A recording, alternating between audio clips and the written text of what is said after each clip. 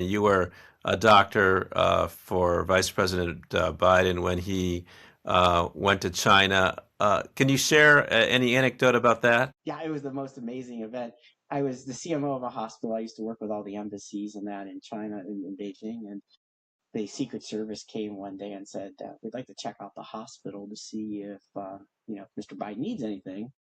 He's gonna be here 4 days. We know where we can go for care." And I said, "Of course."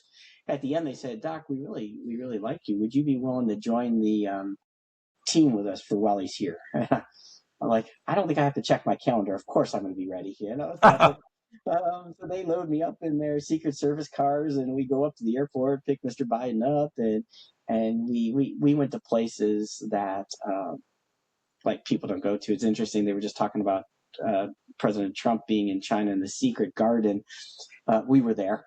So we were in places in China you just don't get to go to, at the Chinese White House and things like that. And but what was really pretty cool about it was Secret Service was they were so professional. They were so amazing. They took great care of me.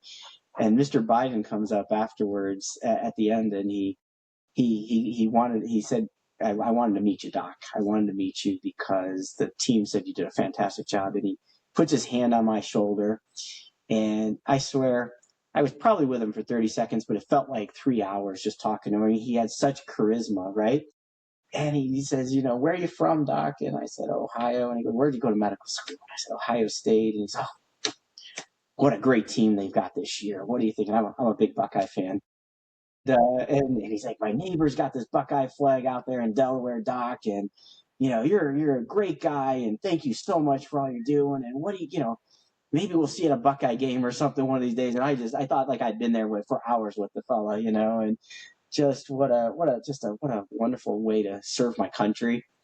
I don't know that I did much, but to serve my country, to do something so unique, to be able to be led into doors that are just off limits normally to foreigners. I'll tell you a quick funny story about that really quick. We were in the Chinese White House. We were at a couple other places, and my wife's family, are all in China. And I was texting them. I'm like, "Guess where I'm at today?" It was fun. Yeah, yeah, and you also spent some time with one of the Olympic teams. I want to hear a minute about that. Yeah, actually, it was a little bit broader. So that was actually how I got to work in China. The hospital that I ended up being the chief medical officer for was a foreign hospital. It was an American-owned hospital right in the middle of Beijing, and they were hiring some locum tenens to help out with the surge they thought was going to happen. And at the same time, contracted with NBC News to provide care on the Olympic Green. NBC had about 3,000 employees, so they wanted to get care right there. And so I was assigned on the Olympic Green to help.